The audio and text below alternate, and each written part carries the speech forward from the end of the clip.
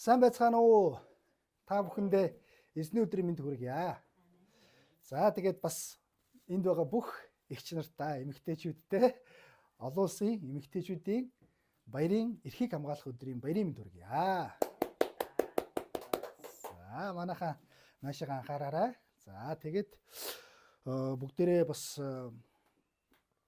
өнгөрсөн удаад 2 дугаар шимээл номныхон 14 дугаар бүлгийг бол үзсэн байгаа. За уучлалын талаар үзсэн. Давид хаан маань хүүгээ одоо уучлаж хүүгээ буцаагаад одоо Иерусалим руу авчирсан тэр түүхээр бол бүгдээрээ хамтдаа аялсан байгаа. За ингээд бүгдээрээ Бурханыхаа үгийг сонсохоос өмнө товчхон залбирцгаая. Баярлалаа. Бурхан минь та өөрийн үгээрээ бидэнтэй ярьж бид таны үгээр амьдрах, таны одоо Бурханы хаанчлалын иргэд болсон. Тэгээд бид нар Бурханы хүүхдүүд бас болсон байгаа. Бид Бурханы хаанчлалын зарчмаар амьдрах, итгэлийнхаа утга учирыг ойлгож, итгэлээрээ амьдрахад, итгэлийнхаа энэ үнэхээр итгэлээ бид нар ойлгож, итгэлээрээ амьдрахад та бидний оюун бодол, зүрх сэтгэлийг та шинжлээрэй. Их эзэн Есүс Христийн нэрээр гуйн даатхан залбирч байна. За тэгэхээр та бүхэн бинээсээ нэгэн асуултыг асууя. Тэгээд та бүхэн альва өөрсдийн чинь дунд амьдралд чинь болж байгаа альва харилцаа, альва асуудал, альва хүнд хэцүү нөхцөл байдлын цаатахыг ер нь хэр зэрэг хардаг вэ? Цаад одоо болж байгаа зүйлийнхаа цаад ирээдүйн үр дүнг, цаад болох тэр эрэг сайхан зүйлийг ер нь хэр зэрэг харж Бурханд бас хандан залбирдаг вэ? Та эсвэл өөртөө учирсан байгаа альва зовлон бэрхшээл, альва асуудал, альва харилцааны асуудал яг тэр асуудал дотроо л та байна уу? Эсвэл асуудлын цаатахыг харж, шийдлийг харж, асуудлын цаатахыг та юмны цаад одоо болох ирээдүг та ер нь хэр зэрэг харж, бас хэр зэрэг тэрийг шийдвэрлэж явдаг вэ гэдэг одоо маш чухал зүйл байгаа. Ингээд бүгдээрээ хамтдаа өнөөдөр 2 дугаар шимээл номныхон 15 дугаар бүлгийг бол унших болно. За би стандарт монгол орчуулгаас бол уншиж байгаа. Ингээд бүгдээрээ 2 дугаар шимээл номоо гаргасан бах.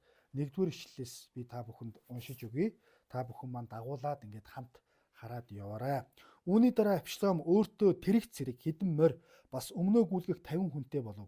Авшалом өглөө эртлэн босож их үд хүрэх замын дэргэд зогсдог байлаа. Заргаа шүлэхээр хаан дээр ирж буй хүн бүрийг Авшалом дуудаад чи аль хотын хүн бэ гэхэд тэр хүн таны боол би Израилийн энэ тэр овгоос ирлээ гэдэг байв. Тэгтэн Авшалом түүнд заахөө чиний зарга зүйтэй юм байна. Харин хааны зүгээс чамайг сонсох хүн байхгүй дээ гэж хэлдэг байв.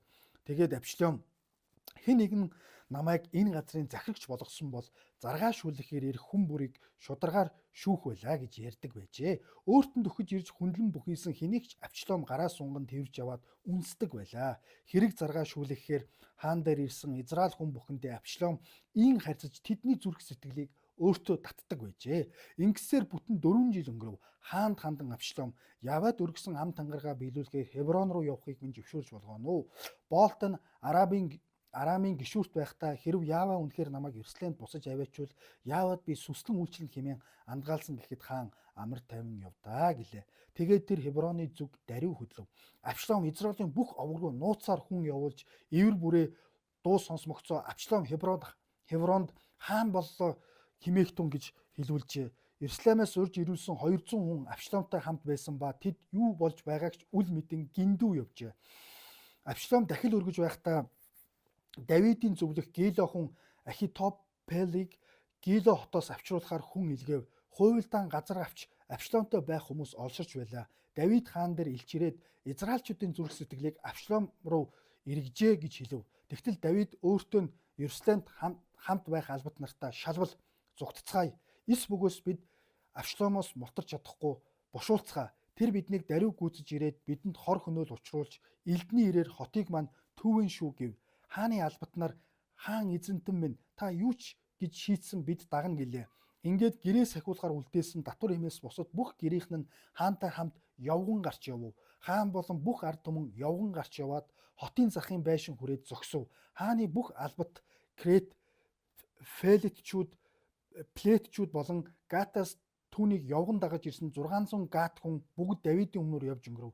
Тэгтэл хаан Гат хүн Итад чи бас бидэнтэй явж яах нь вэ? Шинэ хаантай хамт үлд. Чи чинь харин бас дээрээс нь төрсөн нутгаасаа оргон зайлсан хүн бидтэй. Дөнгөж өчигдөрхөл ирсэн чамайг өнөөдөр өөртөөгөө цуг хисүүчлэх хэрэггүй.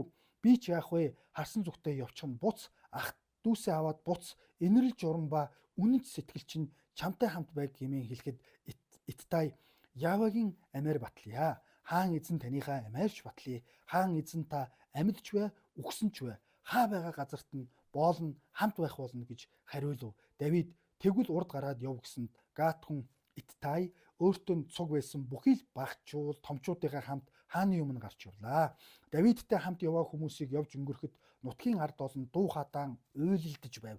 Хаан хүмүүсийгээ хамт Кедрон гуугаар гараад цөлийн замыг чиглэн явжээ.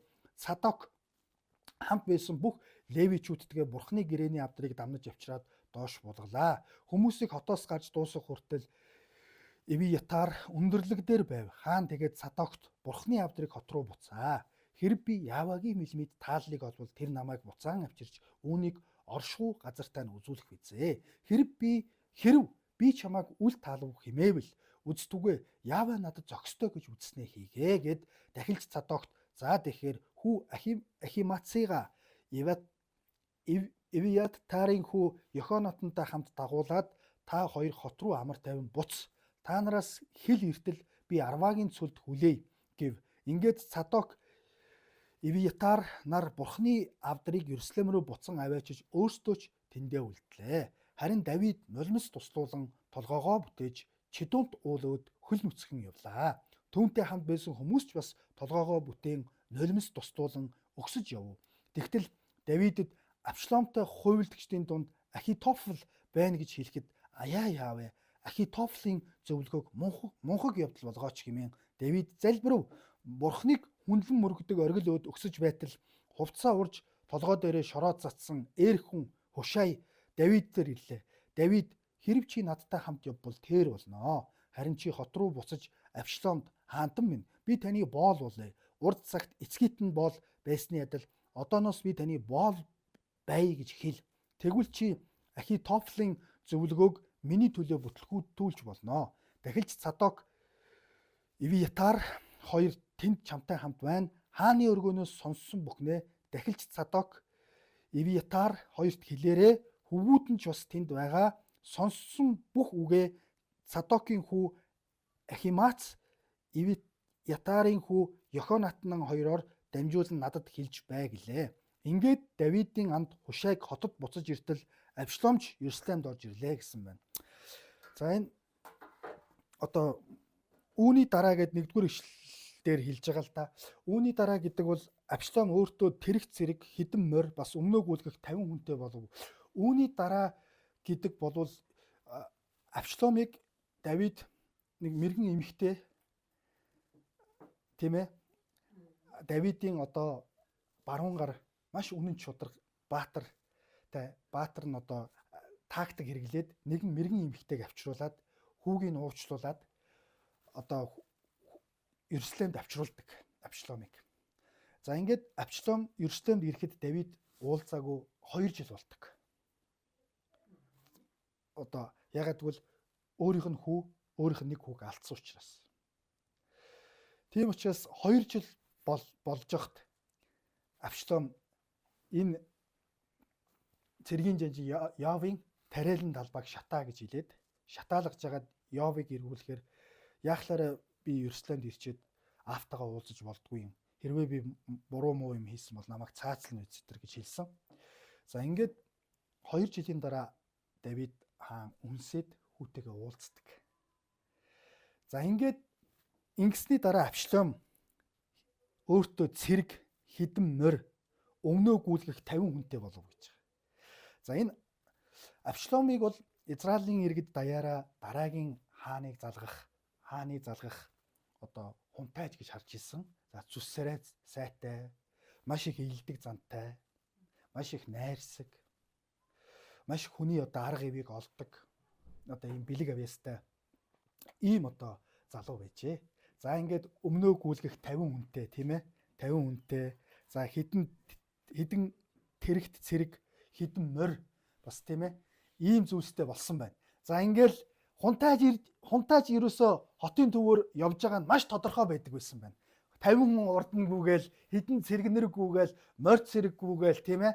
Нэг өсөндөө хунтааж ирлээ гээл тэгт чинь хүүхдүүд гүйлдээл зарлахад хойно навчлам суудсан урдаа 50 хүн гүйлгээл ерөөсөө өнөөдрийнхоор бол сонгуулийн сурчлагаа шиг юм болж байгаа байхгүй юу тийм ээ.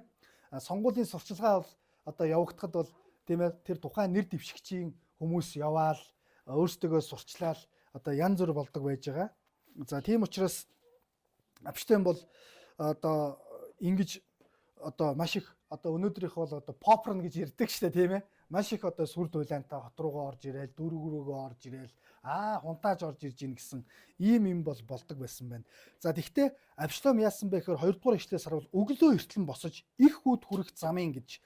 Их үд хүрэх зам гэж одоо аль замыг гэдгээр хаанд бараалхах хүмүүр энэ замаар бол явдаг байсан байна. Хаанд бараалхах хүн тийм ээ.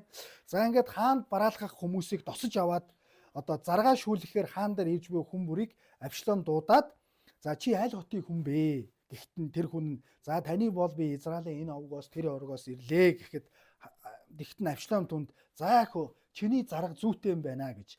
За одоо ямар тохиолдолд хүмүүс хаан дээр ирдэг байсан бэ гэхээр эхлээд тухайн орон нутагт байгаа жижиг одоо уурт байгаа ахмадууд бол тэр хэргийг шүүн. За тэгээд тухайн хүн хэрэгээ шүүлгээд гомдолтой байна гэж үзвэл бол хаан руу бол давж заалддаг байсан байна. Хаан руу давж заалддаг. Хаан руу бол давж заалддаг байсан байна. Одоо гомдолтой гэж үзвэл. За эсвэл одоо шийдвэрж чадахгүй юм том хэрэгүүдийг бол хаан бол шүүдэг. Эцсийн одоо даслан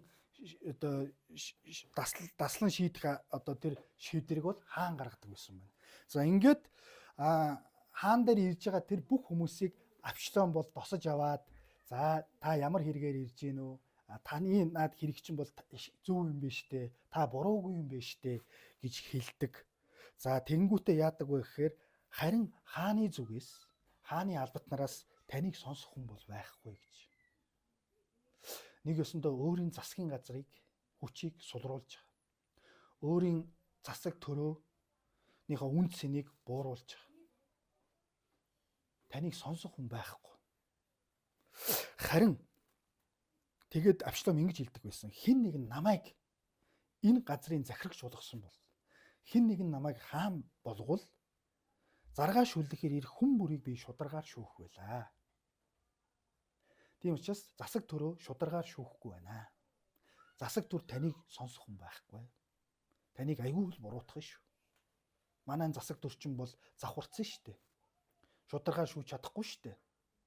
Гэдэг энэ одоо үгийг хэлдэг байж. За ингээд өөрт нь төхөж ирсэн хүндлэн бүхийсэн хэнийг ч Абшлом гараа сунгаал тэрж аваад үнсдэг байсан. За хэрэг заргаа шүүлэхээр хаан дээр ирсэн Израиль бүх хүнтэй Абшлом ийм харьцаж тэдний зүрх сэтгэлийг өөртөө бол татдаг байсан гэж. За ингээд бүхэл бүтэн 4 жил өнгөрсөн байна. 4 жилийн хугацаанд Абшлом нөгөө 50 хүнээ гүйлгээл нөгөө морд цэргүүдээ гүйлгээл тэгээд маш их эртлэн босоод заргаа шүүлэхгээ дараалал үүссэн байгаа шүү дээ. Хаантай уулзгаад одоо өдөрт хэдэн хүн байдаг 20 30 ингээл оочроо хүлээгээл байж хахад тэр хүмүүстэй уулзаал тэрж аваал та яста маш зөв хүн байна. Гэхдээ таныг бол манай засгийн газар бол сонсохгүй. Манай засгийн газар бол зөв шударгаар шүүж чадахгүй. Хэрв намайг одоо сонгох юм бол би шударгаар шүүх байсан гэж. За энэ бол өнөөдрийн бидний яг нэр дэвшигчтэй адилхан гэж сонсогдож бас харагдаж байгаа. Тэ? За ингээд яасан бэхээр хүмүүсийн сэтгэлийг бол Абшлом булаач эхэлсэн. Харахад зүссарай сайтай. За Давид хаан бол хөгширж исэн. За дараагийн одоо хүн мөн байна гэж бол одоо харж исэн, тийм ээ. За ингээд нэг ёсондоо яг энэ 4 жилийн хугацаа гэдэг бол их хугацаа шүү. 4 жилийн хугацаанд энд эндээс ирж байгаа хүмүүсийн сэтгэлийг татаж, сайн хүн болж харагдаж, үнсэж, тэрж, тийм ээ. Одоо тэр хүмүүсийн сэтгэлийг булааж авч байгаа. За энэ магадгүй 4 жилийн хугацаанд судлаачид юу гэж хэлсэн бэхээр Давид хаан яагаад энийг мэдээгүй юм бол гэж. Нөгөө талаар Давид хаан бас өвчтөй байсан баг энэ үед. Өвчин туссан. За тэгээд Давид хаан бол одоо тэр хүмүүсийн хэрэг заргыг одоо шүүхээр Тийм ээ, олон оочор үүсгэж исэн байх. Магадгүй өвчтөй байсан учраас тэр болгон хүнд үйлчилж чадаагүй. Тийм учраас оочор үүссэн 4 жилийн хугацаа орсон. За энэ хугацаанд Авшлам бол Израилийн хүмүүсийн сэтгэлийг бол өөртөө татаж сайн хүний дүрийг үзүүлсэн. Яагаад вэ? Энд чинь дараагийн хүн болох нь тодорхой байхад. Яагаад заавал ийм хийсэн бол гэж Авшлам. Яагаад заавал өөрийн төр засгаа, аавынхаа ажлыг, эцгийнхээ ажлыг муулж хүмүүсийн сэтгэлийг ингэж буруугаар өөртөө татаж, тийм ээ? Яагаад одоо ийм зүйл болсон юм бол гэж, ийм зүйлийг үүсгэсэн юм бол гэж, тийм ээ? За тэгэхээр хаанда бүтэн 4 жилийн хугацаа өнгөрсөн. Ингээд аав дээрээ ороод Авшлам юу гэж хэлсэн гэхээр Явад өргөсөн ам тангаргаа биелүүлэхээр Хеврон руу явахыг минь зөвшөөрөөрэй. Боол тань Арамын гишүүрт буюу нөгөө нэг зүгтаацсан штэ. Ахыгаа Амнон том ахыгаа хөнөөгөөд зүгтааж явахдаа өвөөгийнхөө нутагт байхдаа би бол нэгэн амлалт өгсөн юм аа. 8 дугаар ишлэл. Хэрв Ява үнэхээр намайг Ерүслэмд буцааж аваачвал Явад би сүслэн үйлчилнэ гэж андгаалсан гэхэд хаан. За энэ бол одоо 8 дугаар ишлэгийг харах юм бол Авшлам Бурхны нэрийг бариад Хеврон руу явах гэж штэ. За Хеврон гэдэг бол маш одоо Давид хаан анх Юудаг 7 жил засагласан газар. Хамгийн анх нөгөө цөлөөр тэнж явж байгаад Бурхан Хеврон руу оч гэж хэлдэг. За Хеврон бол бүх Израилийн эцэг өвгдийнх нь оршуулгдсан газар.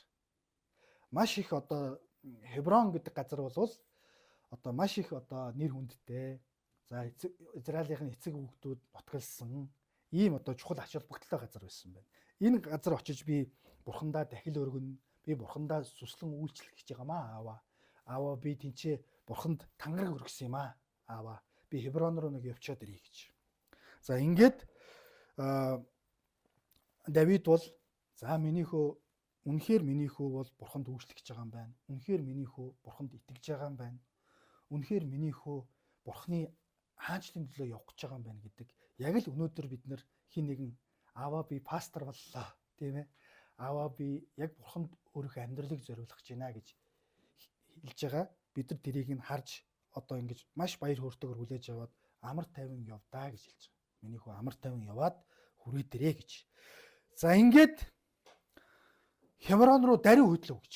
За Хеврон руу даруй хөдлснийхоо дараа яасан бэ гэхээр өөрийн төв баазыг, төв штабыг нэгсэндээ одоо сонгуулийн штаб гэдэг шиг тийм ээ. Төв штабыг Хевронд байгуулад Хевроноос нууцаар бүх 12 овг руу хүмүүс илгээж тийм ээ хахуулдаж хүмүүсийн сэтгэл санааг одоо тийм ээ булааж авч хүн явуулаад яасан гэхээр эвэр бүрийн дуу сонсмогцоо Авшлам Хевронд хаан боллоо гэж хэлээрээ. Бүгдээрээ зэрэг хашгирын шүү гэж. За энэ эвэр бүрээ гэдэг бол Израильчууд дайн зарлахад энэ эвэр бүрээ үлээдэг байж хааныг одоо тодорхойд эвэр бүрээ үлээдэг байж. За ингээд эвэр бүрээ үлээлгэрээгээд нууцаар хүн явуулаад штаба Хевронд байгуулад ингээд юусоо төрийн эргэлт хийх, бослог гаргах гол одоо штабыг Хевронд байгуулсан. За ингээд Хевроноосоо бол бусад 12 аймаг руу хүмүүсийг бол илгээсэн баг. За ингээд Авшлам Хевронд хаан боллоо гэж хэлүүлээрээгээд Ерүслэмээс 200 хүн Авшламтай хамт байсан ба Хевронд байсан ба 11-р ишлэл тэд юу болж байгааг ч үл мэдэн гиндүү явсан. Буюу яасан бэ гэхээр Ерүслэмээс нэр хүндтэй маш чухал төрийн албан хэргийг эрхэлдэг маш чухал 200 хүнийг Хевронд авчирсан байж ураад. Энэ 200 хүн өөрсдөө яг юунд өргөцснаа мэдээгүй гиндүү явсан. Тэгээд 200 маш нэр хүндтэй 200 хүн Хеврон руу явцсан учраас яасан бэ гэхээр Хевронд Авшлам хаан боллоо гэдэг энэ бүрийг үлээлгээд зарлуулахад 200 маш нэр хүндтэй хүн Хевронд очсон учраас энэ ерөөсөө албан ёсоор болж байгаа хэрэг юм байна. Давид өөрийн хүүг албан ёсоор хаан болгочихж байгаа юм байна. Авшлам ч хаан болж байгаа нь яг албан ёсынх юм биш үү? Нөгөө 200 хүн мөн маш чухал 200 хүн очсон Хевронд очсон тийм ээ. Ийм учраас энэ бүхэн бол албан ёсных гэдгийг харагдуулахын тулд, нийт ард иргэдэд мэдүүлэхийн тулд 200 хүнийг аваачаад гиндүү авчираад нөгөө 200 хүн нь яг сайн юу болж байгааг мэдэхгүй гиндүү явсан. За ингээд 12 дугаар ишлэлээс Абsalом дахил өргөж байхдаа Давидын зөвлөх Гилохон Ахитофлыг Гило хотоос авчруулахаар хүн илгээв. За ингээд хуйлдаан газар авч Абsalомтой байх хүмүүс олширч байлаа гэж. За энэ Ахитофл гэдэг энэ хүн бол Давид хааны хамгийн мэрэгэн ухаантай зөвлөгч байсан. Ахитофл гэдэг энэ хүн бол хэн байсан бэ гэхээр Тамар гээд хүчндүүлсэн охин байгаа шүү дээ. Амнон гэ том ахандаа. Энийний өвөө байсан. Ахитофл бол нэг ёсондоо Давид хааны хадам хадам болж тарж штэ тийм ээ. Нэг ёсондоо Ахитофл гэдэг бол хүчндүүлс нөгөө Тамар гэдгийн өвөө байхгүй юу? Тийм ээ. Тэгэхээр Ахитофл маш мэрэгэн ухаантай хүн байсан. Давид хааны хамгийн мэрэгэн ухаантай зөвлөгчийг Абsalом урвуулсан. Абsalом аавынхаа хамгийн мэрэгэн ухаантай зөвлөгчийг өөртөө урвуулж авсан. Ингээд Гилогоос авчруулсан. За ингээд дахил одоо өргөөд өөрөө дахил махил өргөж байгаагаараа энэ бол яг бурхнаар би тослогдож байгаа юм шүү. Бурхнаар хийгдэж байгаа ажил юм шүү гэдгийг Хевронд байгаа ард иргэдэд мэдүүлэх, Израиль даяар мэдүүлэхийн тулд ингэж дахил өргөж байгаа дүр үзүүлсэн. За ингээд хуйлдаан бол газар авсан гэж. Хуйлдаан газар авсан. Абsalомтой байх хүмүүс бол олширсон гэж. Нөгөө 200 хүнийг нөгөө чухал Иерусалимаас ирсэн 200 хүнийг ч магадгүй өөрийн талдаа оруулсан. Хуйлдаан бол газар авсан. За ингээд ерөнхийдөө Иерусалим даяараа хаан боллоо гэж хэлүүлсэн, зарлуулсан. За ингээд 13 дугаар ишлэлээр Давид хаан дээр илч ирээд Израильчуудын зүрх сэтгэл Абsalом руу эргэжээ гэж хэлүүлсэн. Энэ бол нэг өсөндөө маш энгийнээр ерөнхий хэлбэл аавынхаа эх орныг, аавынхаа төр засгийг ааваасаа хулгайлж байгаа хүүгийн ажиллагаа гэсэн үг. Зохион байгуулалттайгаар аавынхаа ард иргэдэг эх орноо ааваасаа хулгайлж байгаа. Зохиомл одоо хэрэг үүсгээд гэсэн үг шүү дээ. Та Давидын оронд байсан бол таны хүү, таны гэр орныг, таны ажил мэргэжлийг, таны албан тушаалыг танаас хулгайлаад, таны албан тушаал, таны бүх юмыг танаас хулгааллаа гэж сонсох энэ мэдээг та сонсоод та яах байсан бэ гэж. Таны одоо бүх амьдралыг таны төрсөн хүү танаас хулгайлвал та энэ мэдээг сонсоод яах байсан бэ гэж. Тэгээд 14 дугаар ишлэгийг харвал Давид өөртөө нь Иерусалимд хамт байх албат нартай юу гэсэн шалвал зүгтцгаая гэж хэлсэн. Эс бөгөөс бид Абsalомоос мултарч чадахгүй. Бушуулцгаа. Тэр биднийг даруй гүйцэж ирээд бидэнд хор хөнөөл учруулж элдний ирээр хотыг мань төвэн шүү дээ гэж хэлсэн. Давид хаан энэ мэдээг сонсоод яасан задарсан муу золиг вэ? Бүгдээрээ очиж хандын хаг дарыг арсыг хуулъя гэж хэлж болох байсан. Абsalомтой тулалдъя гэж хэлж болох байсан. Яасан ачлалгүй хүү вэ? Яасан мунхаг золиг вэ? Бүгдээрээ цэргээ босго. Абsalомтой тулалдъя гэж хэлж болох байсан. Давид хаан маш зоригтой хүн байсан. Давид хаан Голиатыг ялсан. Давид арслан барын барьж аваад алдаг байсан. Давид хаан яагаад энчээ зүгтцгаая? Шалвал бүгдээрээ зүгтээ гэж хэлсэн бэ? Айсандаа юу Абsalомоос? Аймхаа байсандаа юу? Үгүй.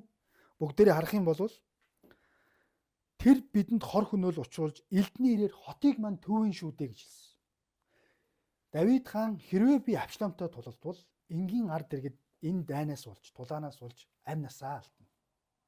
Хэрвээ би Авшломтой тулалдвал Израиль улс хоорондоо аав хүү хоёр хоорондоо тулалдаад хэдүүлээд ямар ч ашиг тус байхгүй.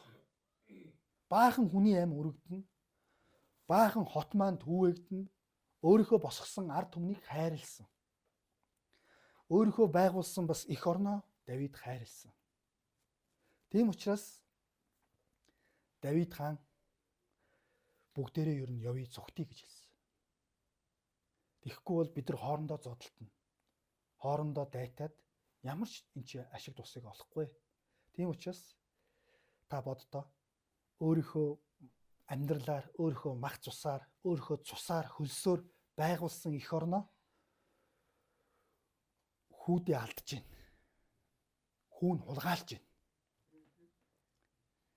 Та яг одоо энэ үед Давидын оронд та өөрийгөө ер нь тавиад үзтээ. Та ер нь амьдрал танд ямар санагдах байсан бэ гэж. Энд чи яг амьдралд болсон зүйл шүү дээ манайхаа. Яг амьдралд болсон зүйл.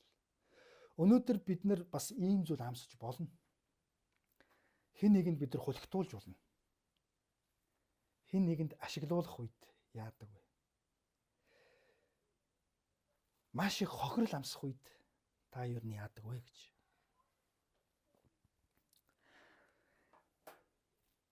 Тэгтэл хөөрхий хааны албат нар нь хаа эзэнтэн минь та юу ч гэж хийдсэн бай бид таныг дагнаа гэж.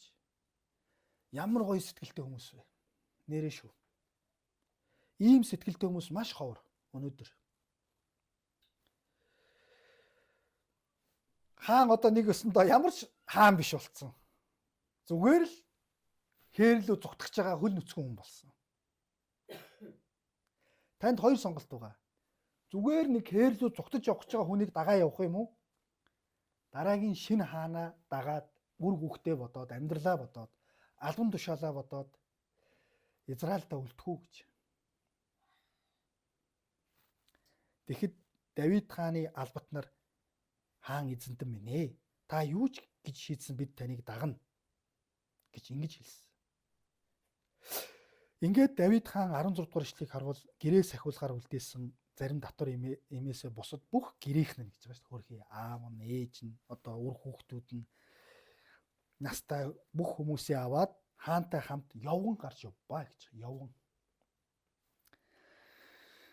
Хаан болон бүх ард түмэн явган гарч яваад хотынхаа хамгийн захын байшингийн тэнцээ очсон байна. Одоо налах дүүргийн зүүн талын захын байшин гэж юу байх вэ тийм ээ? Постн дээрээс л очсон гэж бодъё л та. Тэгэхэд дараа 18 дугаар эшлэлээс харуул хааны бүх албат буюу Крет, Пелетчүүд Гатаас түүнийг явган дагаж ирсэн Гат хүн бүгд түүний өмнөр явж өнгөрөв гэж. Тэгэхэд хэлсэн Давид хаан. Гат хүн Итад ингэж хэлсэн. Чи бас бидэнтэй явж яах нь вэ? Шинэ хаантайгаа үлд гэж. Авшломтой үлд тийм ээ. Чи чинь харин бас дээрээс нь төрсөн нутгаас оргон зайлсан хүн биз дээ. Дөнгөж өчигдөрхөн л ирсэн чамайг өнөөдөр өөрсдөө цуг хэсүүжлэх хэрэггүй. Чи амьдралаа бодоо. Ирээдүгээ бод. Би ч яах вэ? Харсан зүгтээ явчихна. Буц ах дүүсээ аваад буц гэж хэлсэн. Чиний үнэнч сэтгэл, сайхан сэтгэлийг чинь, тууштай байдлыг чинь би харлаа. Энэ нь Бурхны энэ инэрл, Бурхны нэгүсэл, Бурхны болзолгүй хайр, Бурхны үнэнч байдал чамтай хамт байх болтугай гэж хэлсэн.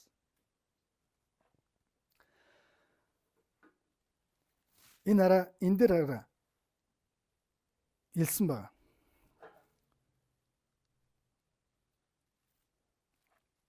Крет, Пелетчүүд гэж байгаа. Эднээс бол нөгөө нэг Филистинчүүд шүү дээ. Давидтай нэг ард үндэстэн ч биш.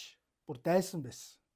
За энэ Крет, Пелетчүүд гэдэг хөлсний цэргүүд байж. Давид хаан руу дөрвөж орж ирсэн. Магадгүй Давид өмнө цөлөөр тэнж явж байхад нь хамт уулзсан, дайн хийсэн. За энэ Крет, Пелетчүүд болохоор Иерусалимд гол одоо шүүх тэр ажиллагааг явуулахад нь ажлыг гүйцэтгэдэг хөлсний цэргүүд байж. Одоо цаазаар авах ч юм уу. За эсвэл одоо энэ шийдэж явж Давидын мэдээг хүргэдэг шуудан чинар ч юм уу. Ийм одоо хүнд хэцүү хар бор ажиллаа харин энэ хүмүүсээр хийлэгдэх байсан байна. Гэтэл төрсөн хүн ааваасаа урвчаад аавынхаа засгийн газрыг булааж яхад хаа байсан харь илгийн хүмүүс бид таныг дагаад явна гэж хэлсэн.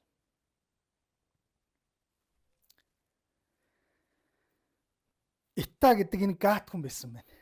Хөрхий Давидын бас үнэнч албат байсан байна л да. Чи одоо харь хүн нэгт өөрийнхөө амьдралыг бод, үр хүүхдээ бод. Ирээдүйн жоохон 5-6 настай энэ хүүхдүүдээ бод. Буц гэж хэлсэн. Би чиний сайхан сэтгэлийг харлаа гэж. Зовх цагт нөхрийн чанар танигдна гэдэг, тийм ээ. Тэгэхэд нөгөө Ита хүн ингэсэн. Явагийн амиар батлая. Хаан эзэн таныхаа амиар батлая гэж. Энэ бол Бурхны хэрвээ нэрээр тангараг тавьсан бол тэрийг үйлддэг байсан байна тухайд. Ямар ч түүнээс эргэх юмш боломж байхгүй. Цаас би худлаа ярьсан юм а сэтгэл хөрс үедээ илтсэн байлээ гэсэн юм бол ерөөсөө байхгүй. Хаан эзэн та амьд ч вэ, үхсэн ч вэ? Хаа байгаа газар тань боолтон хамт байх болно гэж хариулсан гэж. Йоо. Давид хаан бол үнэхээр гайхсан л баг. Бүр харь илгийн хүн. Өөрийнх нь төрсөн хүн өөрөөс нь урвчаад байхад надтай ямар ч хамаагүй хятад хүн орос хүн ирээд би таныг үгсэн ч вэ амьд ч вэ тантай би хаа явсан газар чи хамт явъя гэж ингэж хэлж байгаа. Энэ хүмүүс ийм сайхан сэтгэлтэй нь харагдаж байгаа нэгт. Хоёрт Давид хаан хэн байсан бэ гэдг нь бас харагдаж байгаа. Өөрөө Давид хааныг ямар хүн бэ гэдгээр нь энэ хүмүүс нөлөөлсөн байна. Тийм ээ, хэрвээ та нар ямар нэгэн хүнийг дагахаар болвол, ямар нэгэн хүнд итгэлээ өгөхөөр болвол, ямар нэгэн удирдагчийг өөрсөндөө сонгохоор болвол сайн хүнийг л сонгоно. Хүн сайн хүнийг л дагна.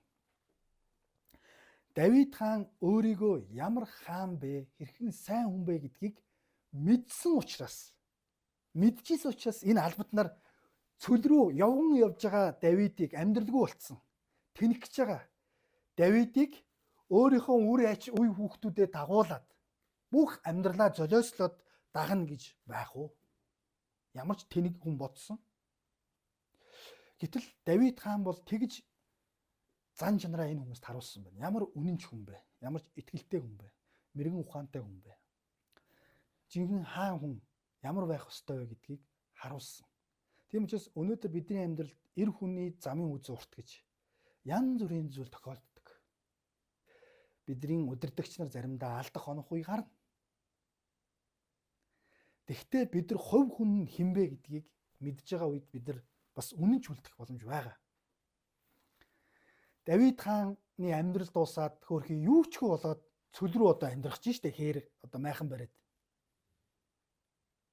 Ингэж байгаа хүнийг энэ чинь хамаг үр ач зээнэрээ дагуулад дагна гэж байх уу?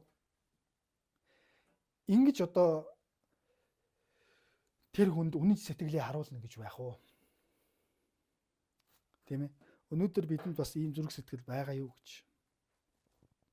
За тэгээд Давид хаан тэр Ита хүн за тэгвэл урд гараад яв гэсэнд Гат хүн Ита өөртөө цуг үйсэн нараа бүхий л багчуул томчуудынхаа хамт хааны өмнө гарч явлаа гэж. Үр хаж зээнэрээ дагуул. Давидтай хамт яваа хүмүүсийг явж өнгөрөхөд нутгийн ард олон дуу хадаан уйлдаж байлаа гэж. Аргагүй л да энэ бол өөрийнхөө нэрээр нэрлэгдсэн хот шүү дээ. Ислам чинь Давидын хот гэж. Өөрөө босгосон, өөрөө тэмцэж олж авсан, өөрөө бурхнаар тослогч нь томилогдсон хүн нүднийх нь урд явган өөрийнхөө байгуулсан одоо тэр эх орноосоо гараад ингээ явж байгааг ард иргэд хараад дуу хатан бархирлаж уйлдаж байсан. Ийм ч юм болох гэж дээ гэж. За ингээд хаан хүмүүсийнхээ хамт Кедрон гуугаар гараад цөлийг Кедрон гуу гэдэг чинь юу хэлж гэнэ үг гэхээр Иерусалимын хамгийн зүүн хязгаарт байгаа шавар горих юм байна. Одоо Иерусалим хотынхаа хамгийн захтал ирээд байна. Захтаа өөрөө төрүүлж үрж ирээд за хин одоо надтай хамт явж гэнэ гэдгийг ингээд харсан байна л да. Ингээд цөлийн зам буюу одоо Исламын зүүнлэл чинь нөгөө Йордан гэдэг том гол байж байгаа шүү дээ. Анх бүгдээрээ орж ирдэг. Тэр гол руугаа л чиглээд яваад байгаа. За ингэсэн чинь 24-р ишлэл Садок хамт байсан бүх левичүүдтэйгээ бурхны гэрээний авдрыг дамнаж авчираад доош буулгаад хүмүүсийг хотоос гарч дуустал Эвитар өндөрлөг дээр байв гэж. За энэ Садок, Эвиятар гэдэг энэ хоёр бол дахилч нар байж. За Эвиятар бол нөгөө нэг Саул хаан чинь бүх дахилчдыг алсан штэ, санаж гинэ үү? Хядаж алсан. Надад одоо Давидыг хаан угааг хэлж чадахгүй та нар бүгд үхэх ёстой гэд алхад ань мултаж ганц үлдсэн ерөөсөө энэ хүн бол Эвитар гэхгүй юу? Энэ жоохон байсан тухай үед. Энд чи одоо яг энэ үе чинь Давид 60 настай болцсон байгаад байгаа гэж байгаа. Энэ үйл явдал дээр 60 та хүн хөөрхий одоо ингээд амьдралынхаа төгсгөлд хөөгдөөд зүгтаад явна гэдэг бол маш их харамсалтай зүйл болж байгаа байхгүй юу? За энэ хоёр өндөрлөг дээр тэгээ хаан Садокт ингэсэн байгаа. Давид хаан за бурхны авдрыг юу н хот руу буцаа, Ерслемд нь байлгаа. Хэрэг би Яавагийн мэлмид тааллыг олвол тэрвэр намайг уцаан авчиж үүнийг оршуутай газартаа үзүүлэх үз, тийм ээ. Хэрэг бурхан намайг таалвал би буцаад Ерслемд ирэх үз. Хэрвээ би чамайг үл таалж байна гэж химээвэл үздэг вэ. Яавэ надад зөкстэй гэж үзснээ хийгээ гэж хэлж байгаа. За энэ бол Давидын ер нь яг үндсэн зүрх сэтгэлийг нь харуулж байгаа. Давид бол ингэсэн. Бурхны аврал гэдэг бол хүний амьдрал туйлын чухал зүйл юм аа. Мөнх амийг авна гэдэг бол туйлын чухал. Тэрэнд баярлаж, тийм учраас Паул эцсэн Бурхны нэгүсэл надад хангалттай гэж хэлсэн байна. Тийм учраас Давид хаан ингэсэн биз дээ. Би Бурхны мөнх амийг авсан, Бурхнаар аврагдсан хүн учраас буцаад Ерслемд ирнэ үү, байна уу? Энэ надад хамаагүй. Бурхан намайг таалвал тэр л үз. Таалахгүй байсан ч Бурхан өөртөө надад зөкстэй гэж үзснээ хийгээ. Магадгүй би цүлд явж байгаад үхэл л үз. Магадгүй миний амьдралд ийм зүйл тохиолдож байгаа нь хамаагүй би Бурхан тэглээгээд гомдохгүй. Миний амьдралд юу ч тохиолдсон би Бурханд гомдохгүй. Яагаад гэвэл Бурхан намайг хамгийн ихээр хайрлаж мөнх амиа өгөөд хүүгээ өгсөн. Учираас би далахтай байна уу, далахгүй байна уу, хоолтой байна уу, хоолгүй байна уу, ажилтай байна уу, ажилгүй байна уу, гудамжинд гарна уу? Хамаагүй. Хамгийн чухал зүйлээ Бурхан надад өгсөн. гэж ийм одоо маш их Бурханд бүх зүйлээ даатгаж штэ. Энэ бол Бурхан хэрвээ надад ийм амьдралаар амьдруулах гэж байгаа бол хамаагүй. Тийм учраас дахилж Садокт за тэгэхээр хүү Ахимацыгаа Эвитарын хүү Йоханатантай хамт дагуулад та дөрөв хот руу амар тайван буц. Бид нар одоо Бурхны гэрээний авдрыг аваад одоо цөлөөр тэнүүчлээд яах вэ? Бид нар сахиус шиг өмнө энэ гэрээний авдрыг сахиус шиг ашиглах гэж оролдоод бүтлгүүцсэн шүү дээ. Ер нь гэрээний авдрыг бид нар муу юмнаас хамгаална гэдэг. Өнөөдөр одоо ингээд залуучууд ер нь жоох гадуур юм улаан юм сахиус их зүүд болцсон байлээ. Сүүлийн энэ залуучууд. Тэг чи юу муу юмнаас хамгаалж ийн л гэж ойлгоод байгаа шүү дээ өөрсдөө. Энэ шиг одоо ингэж авч яваад яах вэ? Бурхны авдар байсан байранда байг. За ингээд харин яасан бэ гэхээр ингэсэн. 28 дугаар ишлээс харуул та нараас хэл иртэл би Арвагийн цөлд хүлээж ий. Йордан голын яг нааталд хүлээж ийя. Та нар ямар нэгэн юм ордон дотор Ерслемд сонсоод надад хэл хүргэж байгаарай. Авшлам яах нь вэ? Тэгээд 29 дугаар ингээд Садок Эвитар нар Бурхны авдрыг Ерслем руу буцаан авчиж өөрсдөө ч тэндээ үлдсэн гэж. За ингээ ямар тач Ерслемд юу бол тохиолдож чи надад хэлээрээ би яг Йордан голын наанд бид байж ий. Асуудал биштэл бид нар Йордан голоо гатлаад гарна. А гайгүй бол бид нар наан байж та нар ямар нэгэн бол хэлээрэй гэж. За ингээд 30 дугаар ишлэл дээр энэ хэд чи Йордан голоо арай гатлаагүй байгаа. Чидун уул гээд ойролцоо байж байгаа. Ерслемээс ойрхон Ерслемийн зүүнэлд байж байгаа. За энэ хэд чинь ингээд цаашаа хотынхоо захаас гараад Чидунт уул өөд хөл нүцгэн явлаа гэж байгаа. За хөл нүцгэн гэдэг бол Израильчууд одоо гашуудах үедээ, зовлон шанал амсах үедээ нэг бол толгой дээрээ үнс цацдаг байж, хувцас эсвэл урдаг байж, хөл нүцгэн явдаг байжээ. За хөл нүцгэн явлаа. Түүнтэй хамт байсан хүмүүс ч бас толгоогоо бүтээн нулимс туслуулан өгсөж явлаа гэж. Нөө ингэдэг штеп монголчууд бид насныхаа хаста бүхсэн дээр янз янзын үзэх шивдэ гэж тийм ээ. Үзэхнүүдээ гэж. За ингээд бүгдээрээ ерөөсөө ингээд их орон бүх амьдрал нь дуусаад цөл рүү одоо ингээд зүгтаагаад ийм амьдралтай болсон тэр гарч ирсэн хүмүүс бүгдээрээ уйлалдаад амьдрал нь маш их хэцүү болоод. За ингээд хэцүү зүйл болцсон байж исэн чинь 31-р эшлэл дээр Авшаломтой хувилагчдын дунд Ахитофел байна гэж хэлсэн мэдэрсэн. Нэгт одоо хүүн өөрөөс нь урвцсан байсан. Энэ маш хэцүү зүйл болсон явж исэн чинь хоёрт бас нэг аимшигтай мэдээ буюу өөрийнх нь хамгийн итгэлт зөвлөгч, хамгийн мэрэгэн ухаантай зөвлөгч нь Авшаломтой нэгдсэн байна гэдэг мэдээ сонссон. Паалгаал явцсан.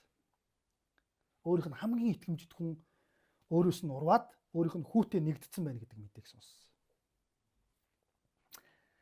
За өнөөдөр бидний харилцаанд ч гэсэн иймэрхүү юм зөндөө гардаг. Хамгийн дотны найз маань нүрээ буруулах үе гарна. Хамгийн итгэж явж найдаж исэн хүн маань бидний эсрэг босох үе гарна.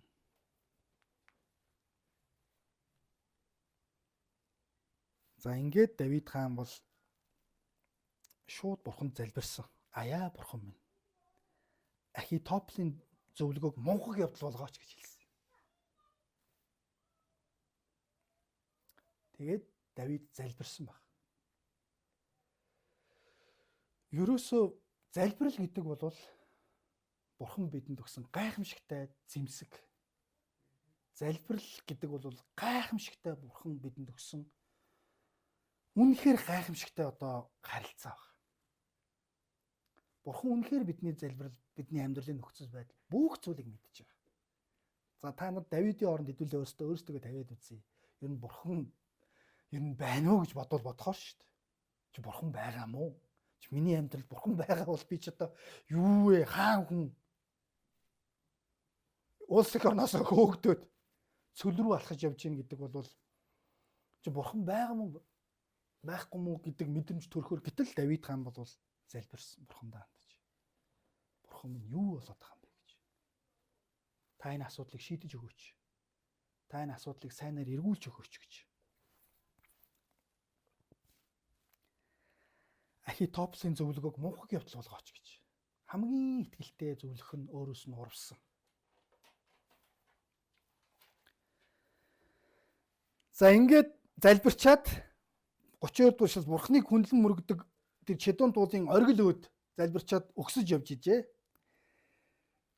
Ахитофелийн зөвлөгөөг мунхаг явдал болгож өгөөч гэж залбирчаад дөнгөж залбирт дуусаад өгсөж явж итэл хувцас ууж толгой дээрээ шороо цацсан ээр хүн хушаа гэдэг нэг өөрийнх нь албад Давид тэр толгой дээр хүрээд л залбирчаад дөнгөж удалгүй байж гисэн. Тэгээд Давид тэр хүнд хэлсэн. Хэрвээ чи надтай хамт явбал би чамд тэр болно. Чи өөрийнхөө амьдралыг бод. Ирээдүгөө бод. Зовх цагт нөхрийн чанар танигдана гэдэг чинь хоёр тал утгатай байгаад байна. Нэгт Давид өөрөө маш их зовлон амсаж байгаа мөртлөө амар одоо хэцүү амьдрал руу явах гэж байгаа мөртлөө хүмүүсийг бас бодоод байна шүү дээ. Гэхдээ чи надтай явж яах нь вэ? Үр хүүхдээ бодооч. Ирээдүгөө бод. Буцаад оч. Ажил албаа бод. Амьдралаа бод. Би ингээд чинь цөл рүү яваад ингээд дуусч байна.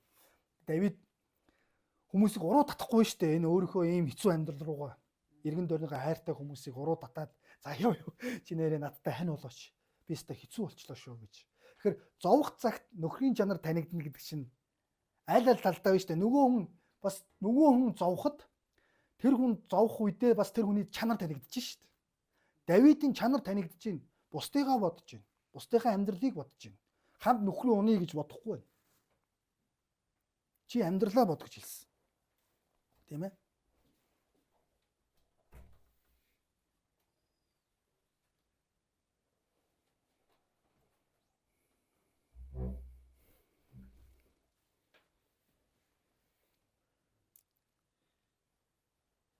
Тэгээ ингэж хэл 34-р эшлэл дээр харин чи хот руу буцаж Авшаломд хаантан минь би таны боол болъё. Урд цагт эцгийт нь боол байсны адил одооноос би таны боол болъё гэж хэл. Тэгвэл чи Ахитофелийн зөвлөгөөг миний төлөө бүтлгүүлж болох юм а гэж. залбираад Ахитофелийн зөвлөгөөг бүтлгүүд өгч өгөөрэй гэсэн чинь бурхан Хушай гаргаад ирж байгаа байхгүй юу. Тэгэхээр нь Давид энэ одоо боломжийг ашиглаад хүүх чи тэгвэл одоо Иерусалим руу яваарай. Авшаломд очиж хэл би таны боол болъё гэж хэлэх магадгүй чамаар дамжуулан Ахитофелийн зөвлөгөөг бурхан бүтлгүүтүүлж болох юм аа гэж хэлсэн. За ингээд дахилж Цадок, Ивиятар хоёр тэнд бас байгаа. Манадлын хүмүүс байгаа. Хааны өргөнөөс сонссон бүхнээ тэр хоёрт хэлээрээ. Хөвгүүд нь ч бас тэнд байж байгаа. Сонссон бүх үгээ Цадикогийн хүү Ахимац, Йоханан хоёрт дамжуулаад агараа. Тэр хоёр надад бас хэлж байх юм аа. Ингээд Давидын анд Хушайг хотод буцаж иртэл Авшалом ч Иерусалимд ирж таарлаа гэж. Яг төрүүлж очиж бас зүв болчихж байгаа байхгүй юу? Хэрвээ Авшаломыг очиход Хушай байхгүй байсан бол Хушай яг дараа нь ирсэн бол чи хаанаас ирж байгааг хардаж сэрдэн штэ. Гэтэл яг Авшаломыг ирэхээс өмнө Хушай ордондоо байж байгаагаараа бас яг тэ Давидыг дагаж яваагүй би бас үлдсэн шүү гэдэг тэр мэдрэмжийг төрүүлэхийн тулд яг цаг хугацааны хувьд ч гэсэн Авшаломоос төрүүлж Иерусалимд очисон байна. За ингээд эндээс юу харж байна вэ гэхээр Давид бурханд залбирсан, хичнээн хүнд хэцүү зүйл тохиолдсон ч гэсэн Давид энэний цаанд бурхан ажиллана. Бурхан хэрвээ бурханы таалал байгавал бурхан намайг буцаад Иерусалим руу авчирна. Ийм итгэлтэй байна шүү дээ. За ингээд миний амьдрал дуустаа би үхлээ. Бурхан минь би ингээд үхье. Та ястаа гэд гомдоогүй. Хичнээн хүнд хэцүү нөхцөл байдал Давид залбирсан. Бурхан хамт байсан үг бол хамт байсан. Хушайг шууд илгээсэн. Сонин. Залбираад Хушай ирсэн. Тэгээд Давид яаж нү гэхээр дайснаасаа нэг алхам урд явахын тулд Хушайг ордон дотор байлгаад хоёр дахилчийг Иерусалимдаа байлгаад хоёр хүүг явуулж ийн гэдэг бол мэдээ сонсох гээд шүү дээ өөрөө. Тэгээд нэг өсөндөө энэ бол анх Йошуа, Калеб хоёр чинь Канаан нутгийг тагнахаараа ирдэг шүү дээ. Тэрнтэй яг адилхан бохгүй юу?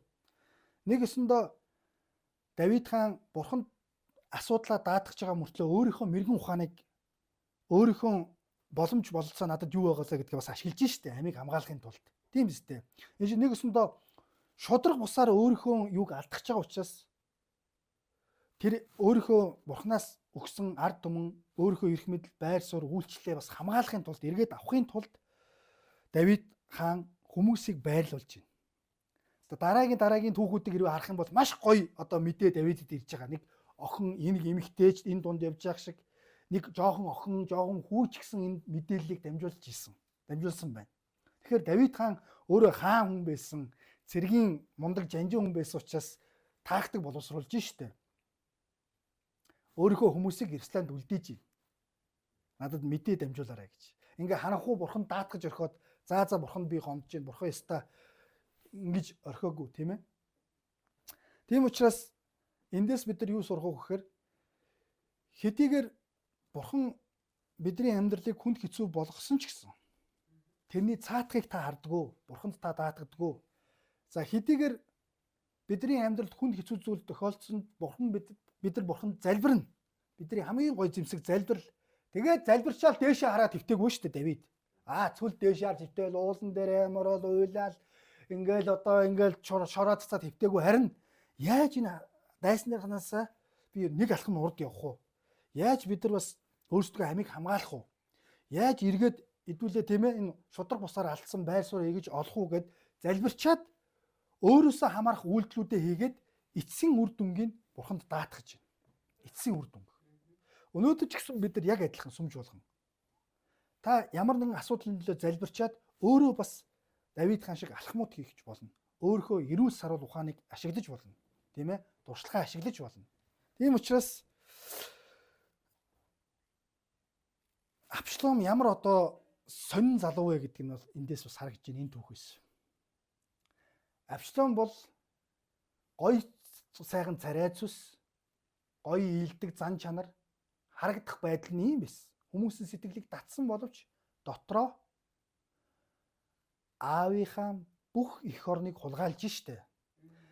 4 жилийн турш боловсруулсан байж штэ. 4 жил хүмүүсийг угтаж яваал, үнсээл, тэрвэл манай засгийн газраа муулаад, төр засгаа муулаад чамайг сонсохгүй. Харин би хаан байсан бол чиний хэргийг шударгаа шүүх байлаа гэж 4 жилийн турш боловсруулад маш их төвчээртэй хүн байж. Авшлам хаан. Тийм ээ.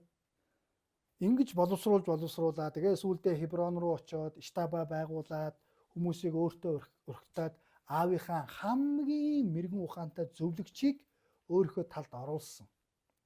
Тэр зөвлөгч нь Авшломын талд ороход нөлөөсөн юм нь өөрийнх нь охин бохгүй ач охин. Хүчндүүлсэн чинь. Тийм учраас бас дотроо юм бодож санаж явж исэн байж болох юм. Ямар нэгэн арга хэмжээ аваагүй учраас. Давид хаан, тийм ээ. Тийм учраас Авшлом бол эрх мэдлийн шуналтай, эрх мэдлийн төлөө одоо хүмүүсийг босгож баг бүрдүүлээд тэгэхээр альва чуулганы үйлчлэл, альва эрх мэдэл гэдэг бол яг үндсэндээ бол Бурханаас л өгөгдсөн байдаг.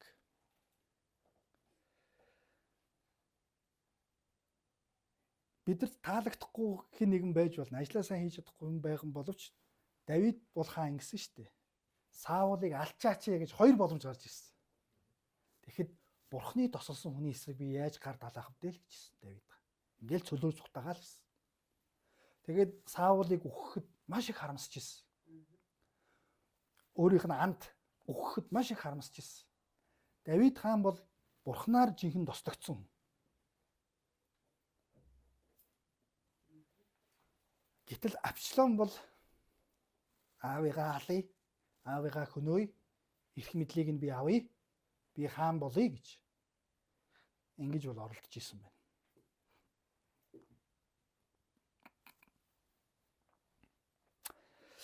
Тэгэхээр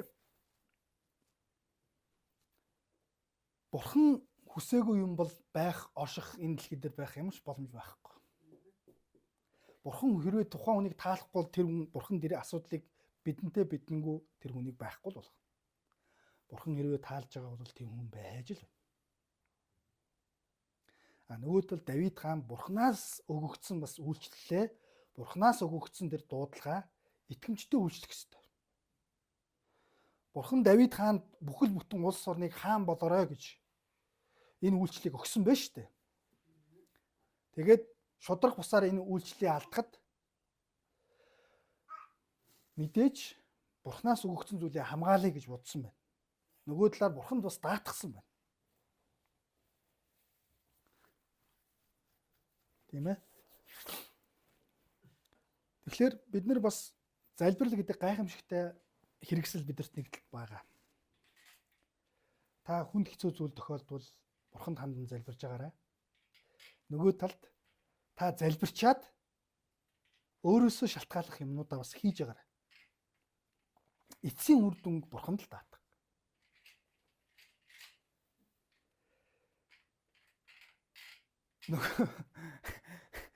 Ажилд орох гэдэг нэг залуутай гэдэг чинь би ажил над руу ирнэ үгээс би юу гэж ажил хайцсан явж идэг ингээд гэртээ хөвтөд байдаг нэг залуу байж идэг шүү дээ. Тэр шиг бид нар заримдаа их гээд байгаа шүү дээ. Залбираа л гэдэг. Залбираа өөрөө юу ч хийхгүй тийм ээ. За одоо бид нар ингээл хүнтэй болмоор байна, их хүнтэй болмоор байна. Аврагчдын тоог Бурхан минь та нэмж өгөөч л гэж залбираад байгаа. Тэгээл тий. Тэгчээд бид нар өөрсдөөс шалтгааллах юм а бас хийх хэрэгтэй. Бурхан пак гэл гинтл одоо тэнгэрээс хүмүүс буулгаад ирж юм шиг санаад нь шүү дээ бид нар. Манай цуглаанд Бурхан гинтлийн хан дээрээс ингээл баах хүмүүс буулгаж ирээл энэ чинь суулгач юм санаад байна. Харин бид нар залбирна. Залбирчаад бид нар өөрсдөөсөө шалтгааллах нөхцөл байдал би юу хийж болох вэ те? Яаж үйлчилж болох вэ? Би яаж хүмүүс ирэхийн төлөө би юу хийж болох вэ? Яаж би бусдад тусалж болох вэ гэдэг тэр танд байгаа нөхцөл байдал, хүч, бололцоо тэр бүх зүйлээ бид нар ашиглах бүрэн боломжтой. Тийм ээ. Нэг хүний төлөөч бид нар альфа хийх бүрэн боломжтой. Одоо би нөгөө нэг төгсөө мэдгийн чинь цуглааныхаа үүдэндээ кофе шоптой болсон шүү дээ, тийм ээ. Тэрэндээ нөгөө сүүлийн үед альфагаа ингээл уулзаал кофе шопт чинь нөгөө нэг нэгээрээ ингээл уулзаал хийгээд байгаа шүү дээ. Тэгээ нөгөө нэг ажиллажсэн тэр эмхтэй. Та одоо ингээл нэг хүнтэй ээжлээд хийгээд хахаар танд хэцүү биш байдаг юм уу гэж. Тийм ээ. Тэгэхээр нэг хүний авралыг бид нар юугаарч үнэлж баршгүй байгаа. Тэгээд Бурхан үнэхээр өөрийн гайхамшигтай энэ ажилд биднийг дууддаг. Хүнд мөнх амийг өгөх, хүнд мөнх авралыг өгөх. Тэр гайхамшигтай ажлыг Бурхан бидэд чи хэлээрэй гэж, тийм ээ. Энэ сайн мэдээг тунхаглаарай гэж. Ингээд эзнийхээ өмнө ирээд бүгдээ хамт залбирцгаая. Баярлалаа Бурхан минь. Та бидэнд гүн гүнзгий итгэлийг, цэвэр итгэлийг, үнэт сэтгэлийг, тууштай байдлыг Бурхан танд өөрийнхөө амьдралыг 100% даатгадаг тэр гүн гүнзгий итгэлийг, амьд харилцааг та бидэнд буулгаж өгөөрэй. Бүх алдар нь зөвхөн танд байх болтугай. Та биднийг шинжлээч, та биднийг босгооч, та биднийг хэлбэржүүлээч. Бид эх орондоо хайртай байхад, бид төр засагтай хайртай байхад, бид эх орныхоо сайн сайхны төлөө зогсдог байхад, бид ямар нэгэн хувь эрх ашигын төлөө биш, бусдын эрх ашигын төлөө боддог байхад та биднийг ивэж өрөөж өгөөрэй. Эхэзэн Есүс Христийн нэрээр гуйлаа. Амен.